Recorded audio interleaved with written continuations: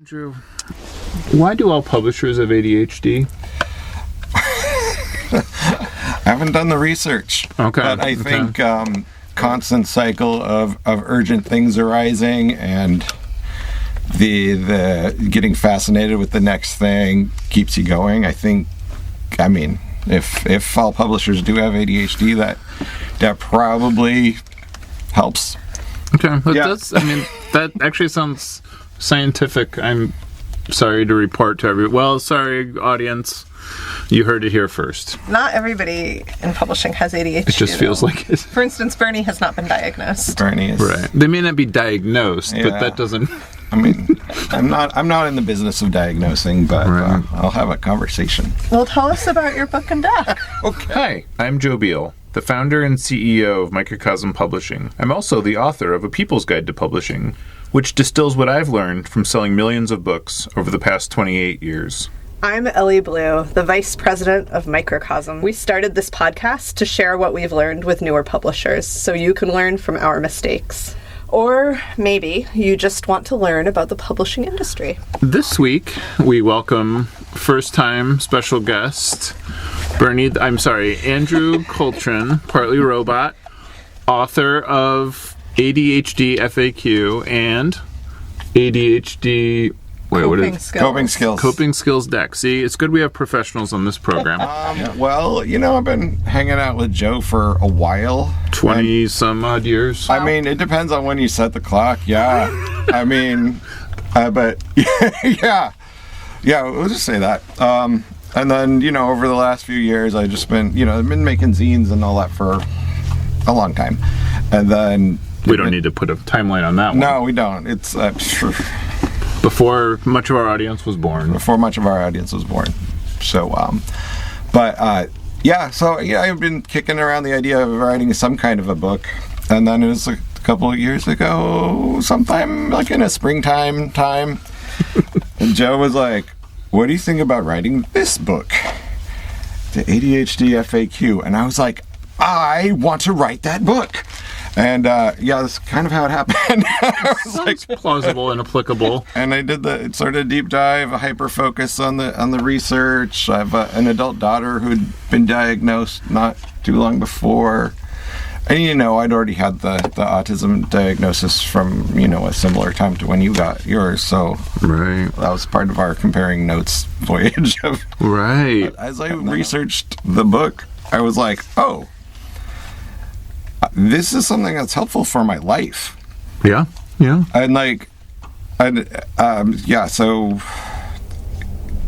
I don't know. I'm stuttering. Sorry. That's all right. It's all right. You don't need to prove the ADHD. We accept you. It's ADHD and then the autism buffering. Right. But it's fun. Do you want us to prompt you with more questions rapid fire? You could prompt me with a question, or I could just keep rambling. I'm good at both. Excellent.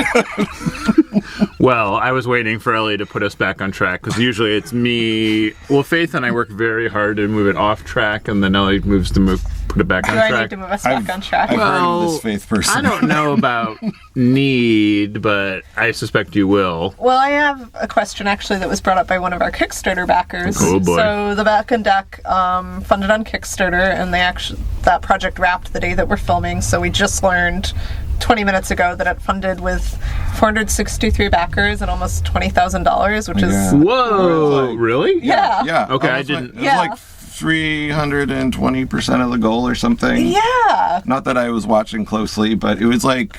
This project may have struck a nerve. Do you feel timely? I must be. I feel like... Yeah, I'm like, wow. I mean, most of our projects were like, if it raises $2,000 to $5,000, if we have more than 100 backers, if we have at least 20 backers who have never bought anything from us before, we're stoked. This project was extra special. Should have printed more. The right project at the right time. Our industry is run by billionaires and conglomerates. At Microcosm, we wanted the freedom to independently sell our books easily pay royalties, manage our inventory, and understand our business all in one place. That's why we've been using our own software since 2001. Now, we want to share it with you. Working Lit is the only business success software that is created and owned 100% by publishers for publishers. Join Working Lit and get the agency you need to help your business grow. Visit workinglit.com to try it for free. I mean, people have been asking us for ADHD. Look, we were just at AWP this year, and we have all these books about autism, and the number one question we got at our table was people being like, do you have this but for ADHD? And we were like, coming soon. And then they were like, I want the relationships book, but the ADHD variant. Oh, man. And I'm like, Oh. please hold. Yeah. Okay. So we get there. But my question, or the Kickstarter backers question, Okay. Yeah. to bring it all the way back around, is it okay to get and use this book and this deck if I have not been diagnosed with ADHD? Absolutely. I mean, yeah. If you're putting off the diagnosis. If you're putting, like, this is, yeah, as much as anything else is a good resource to take a look and see, should I pursue a diagnosis? Yeah. I also think a lot of the things that are in it are helpful for humans in general. Yeah. Like, you know, people with ADHD are humans. Pretty much. You heard it here first, It's folks. true. Yeah, I've been doing research into humans.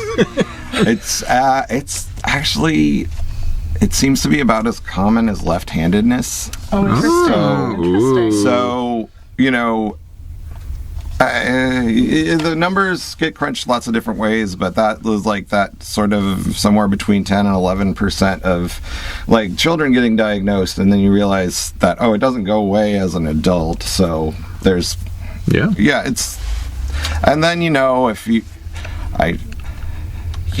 you meet people, you experience things, you find out a lot of people who have figured out how to be self-employed or go into trades like being an electrician or something, and you go like, oh, you found a job where you can control your whole time frame. People need you, and you can make it work. I mean, Why are you looking at me? I don't know,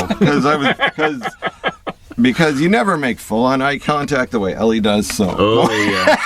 I mean, I resemble all these accusations. Neurology's joke. untrained. I'm a very mainstream person, as all of our viewers know. So I was very shocked when, during the development of this book, I was diagnosed as ADHD, and I was like, nobody saw this coming. I mean, why are you averting your gaze? I am just smiling slyly for no good reason. Oh, okay, it's unrelated. Like, you have this like comprehensive social file that you're like, tick, tick, tick, tick, tick. I mean, yeah. Ellie's been doing research, too. I'm excited to read your book, let's just say. You know, that was a fun thing about the editing process, because I got to be excited about reading the book too. Like, this is like my first like big experience having an editor giving me feedback, and you know, I know a younger me would have been having a much harder time with that, but in this one I was like, okay, the book, it's not about me, it's about the book. And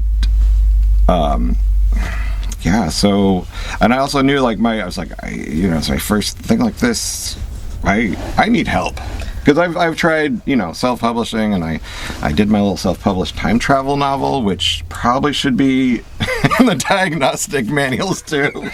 Did you self-publish a time travel novel? You should check out some of these.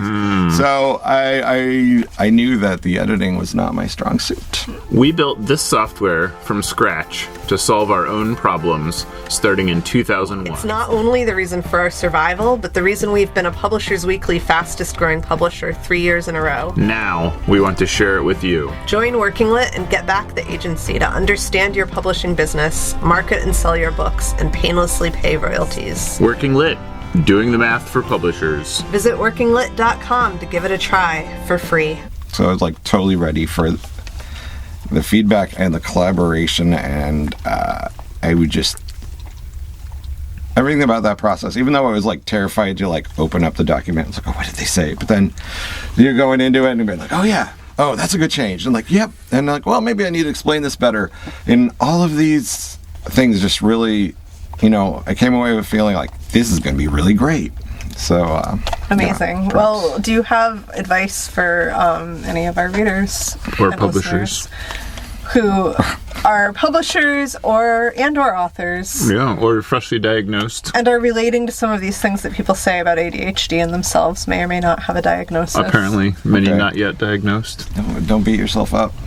Oh. Like I think that is like a big like undercurrent in a lot of neurodivergence stuff, but ADHD for sure is that you kind of go through life with getting a lot of feedback from getting back to feedback. You get people tell you like, why can't you do it like this? Why don't you just like make a list, or make a list. Just, like just write it. I'm like, well, I'll go into that later.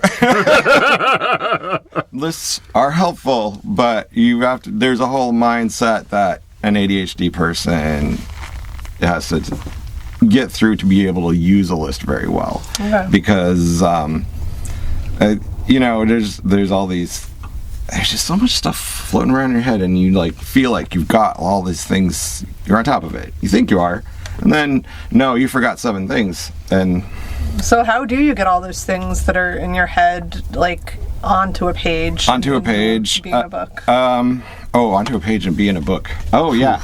Yeah, how did I do it? Yeah, how did you accomplish this? I said, okay, I needed to sit down, and I would have, like, a goal of, like, I got to get 2,000 words on a page today. And, like, it'd be, like, each week I was like, was it 2,000? I think that was what it was. I was like trying. Yeah. I was working on. That was my goal for the day. Okay. If it was only 1,000, I didn't beat myself up. Okay. But I did have a sticker chart, and I was going through getting a lot of cool stickers. Just from artists. People are always making their stickers, and I love having an excuse to buy a sticker from an artist. Mm-hmm. And so I just came up with these awesome sticker charts, and so I was like, okay, I can put a sticker on now. And so some days it's 1 sticker, some days it's 2 stickers. I don't know if I ever got a 3 sticker day, but thanks for joining us once again.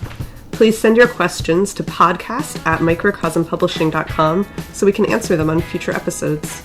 And please give us 5 stars on iTunes and everywhere else that podcasts are reviewed. You can find us on the internet at microcosm.pub, on Twitter at Microcosm, on Facebook at Microcosm Publishing, on Instagram at Microcosm_pub, and here in Portland, Oregon on North Williams Avenue. Thank you so much. Have a wonderful week.